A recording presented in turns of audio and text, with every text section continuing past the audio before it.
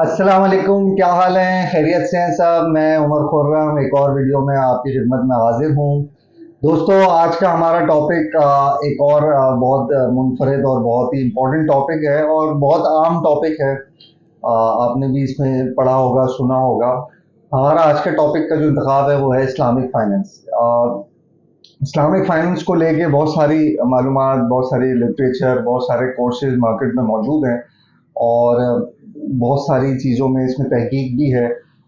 کچھ لوگوں کے مطابق یہ بس بنا دی گئی ہیں، کچھ لوگوں کے مطابق یہ بالکل صحیح ہیں اور کچھ ان دونوں چیزوں کو نہیں مانتے۔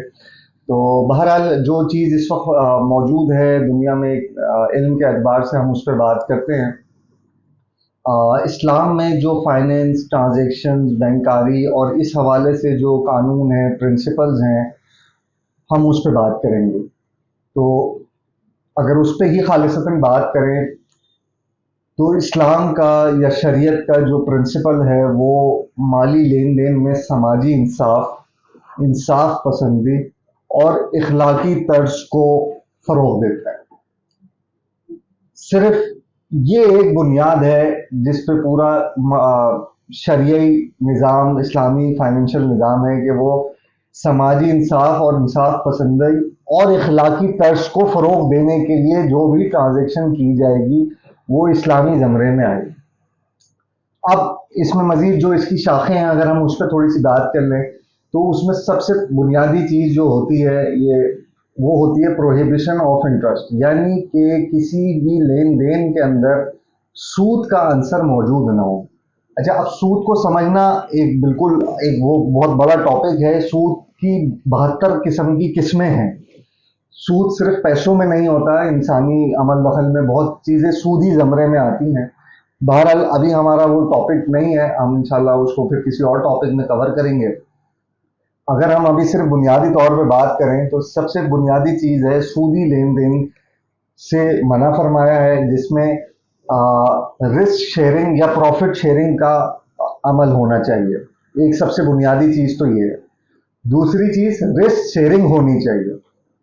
کوئی بھی لین دین کا جو معاملہ ہے اس میں رسک شیئر ہو، دونوں پارٹیاں، 3 پارٹیاں جو بھی آپس میں اس لین دین کو کر رہی ہیں اس فائنینشیل ٹرانزیکشن کے اندر، جس میں کسی قسم کی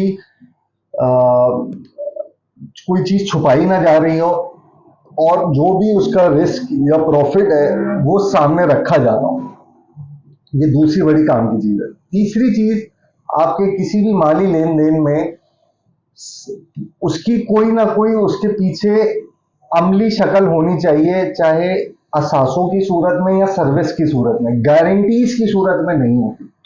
تو یہ سب سے ایک اور بڑی چیز ہے کہ یہ جو ہم گارنٹیاں لے لیتے ہیں، یا اس کو آپ ایسے کہہ لیں کہ بغیر ایلوکیشن کے ہم نے پلاٹ لے لیا، ٹھیک ہے، لے لیا، ایلوکیشن آ جائے گی، اور اس کو بغیر ایلوکیشن کے بیچ بھی دیا، تو یہ ایسڈ بیکنگ کے زمرے میں نہیں آتا۔ ایسڈ بیکنگ کا زمرہ یہی ہوتا ہے کہ میرے پاس ایک چیز ہے، ایک موبائل ہے، اور یہی میں بیچنے جا رہا ہوں اور اس کا پوزیشن بھی ہے اور اونرشپ بھی ہے۔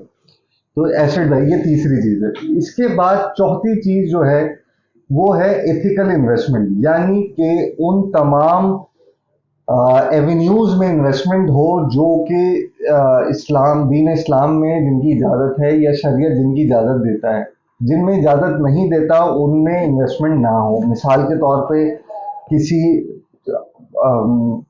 سودی نظام کے معاملے میں، کسی جوئے والے معاملے میں، کسی الکوہول تمباکو نوشی والے کسی بزنس میں، اس طرح کی چیزوں کی معاملے میں کسی قسم کی انویسٹمنٹ نہ ہو۔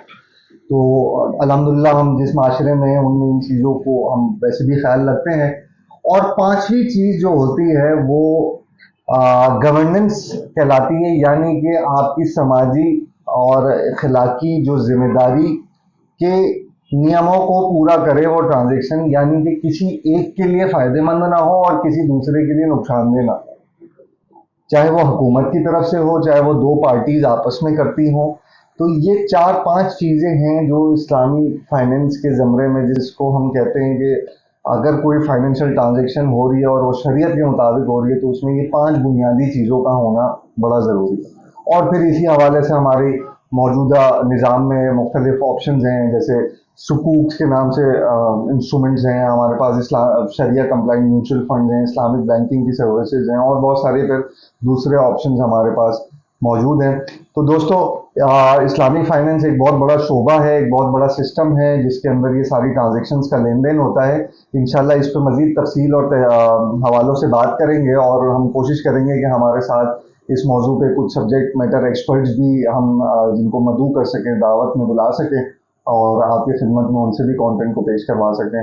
اپنے ہوسٹ کو اجازت دیجیے، انشاءاللہ اگلی ویڈیو میں مزید معلومات کے ساتھ حاضر ہوں گے۔ اللہ حافظ۔